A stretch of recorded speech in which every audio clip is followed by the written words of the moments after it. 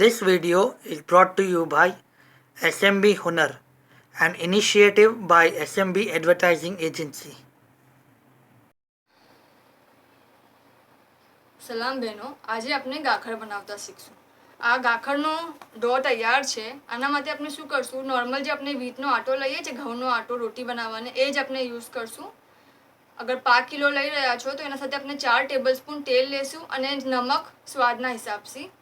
અને આપણે એનું જેમ આટો આપણે રોટી માટે મસલીએ છીએ એ મસલી લેશું અને આમ તૈયાર કરી લેશું. અને આપણે આના લવા બનાવશું. લવા આના નોર્મલ સી મોટી સાઇઝના બનાવશું.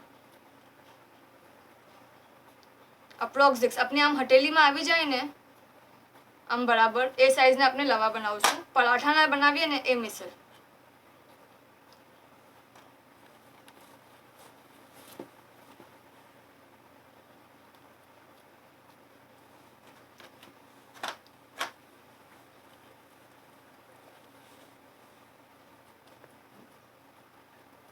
થોડી આપણે એને પહેલા મસલી લેશું.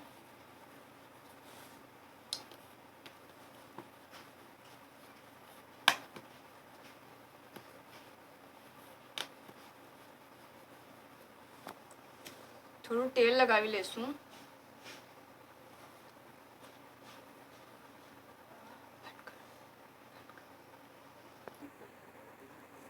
આટો લગાવીને આમ આપણે થોડું કટ કરી લેશું ચમચીથી અને એને રોલ કરી દેશું.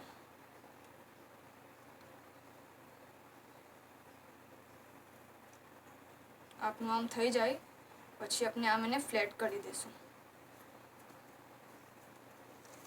ઓકે, આ જો લેયર્સ આવી ગયા, થોડું આપણે એને મસલી લેશું. ઓકે, આપણી ગાખર બનાવી ગઈ છે. હવે આપણે શું કરશું? પહેલાં આ સ્ટીમ કરવાનું વેસલ છે, આમાં સગલું સાથે જ આવે છે. આમાં આપણે પહેલાં પાણી ભરી દેવાનું અને આ મૂકી દેવાનું અને એના ઉપર આપણે ગાખર મૂકી દઈશું અને એને સ્ટીમ કરી લેશું.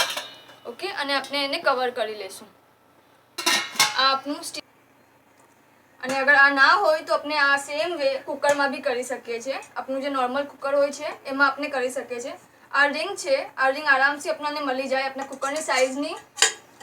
અહીંયા સુધી જે છે આપણને પાણી ભરવાનું આમાં આટલાના લેન્થમાં અને આવું આવે છે.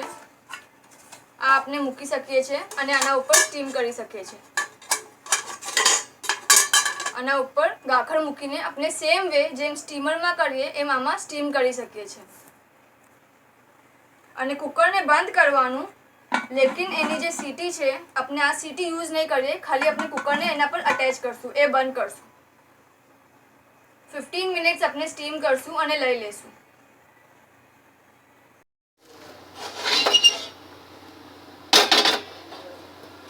આપણે અંદર ગાખર મૂકી દીધી છે, બરાબર છે. અને આપણે હવે એને થવા દેશું.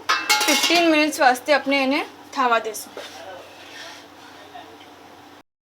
15 મિનિટ્સ થઈ ગઈ છે. આપણે ગેસ બંધ કરી દઈએ અને આ ખોલી લઈએ. આપણી ગાખર સ્ટીમ થઈ ગઈ છે.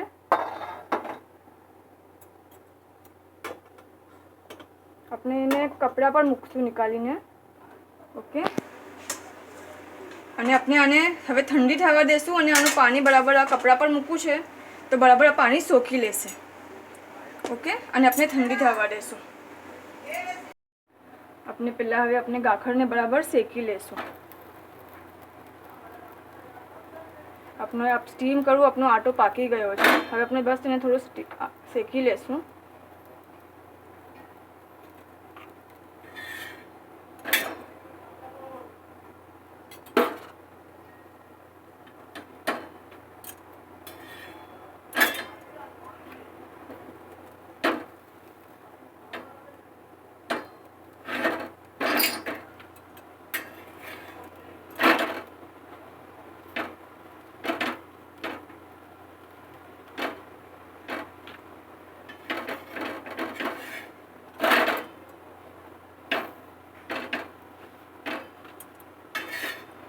ને બીજી ગાખર શેકી લેશું બરાબર એને.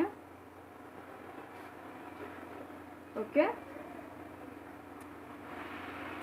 અને પછી આપણે એને નોનસ્ટિક પેન પર ફ્રાય કરી લઈશું ઘી નાખીને. આપને જે સ્ટીમ કરો તો એનો આપણો આટો પાકી જ ગયો છે.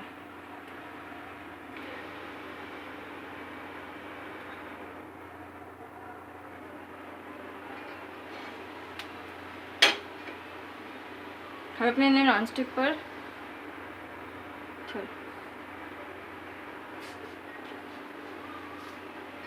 એને નોનસ્ટિક પર ફ્રાય કરી નાખશું. થોડું ઘી નાખીને બરાબર પાકી જાય.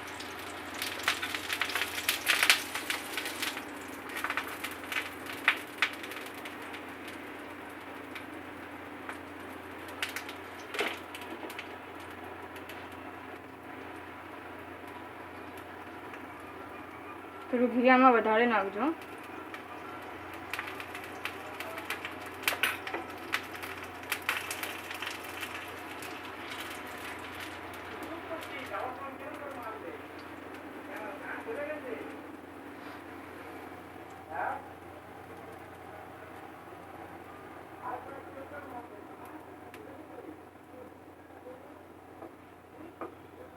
આપના લેયર્સ જો ખુલી ગયા છે ગાખરના. ઓકે,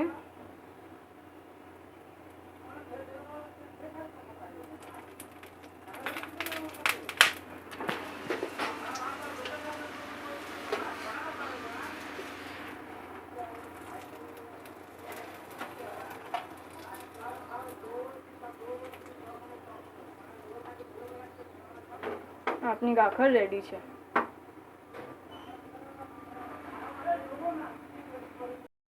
આપની ગાખર રેડી છે. આપણે જે ખાસમાં લઈએ છીએ ગોશ્ત થાસાવાળો, એના સાથે આપણે આ લઈ શકીએ છીએ. Thank you for watching. અગર આપ જ્યારે બી આ બનાવો, આપનો એક્સપિરિયન્સ અમારી સાથે જરૂર શેર કરજો. Thank you.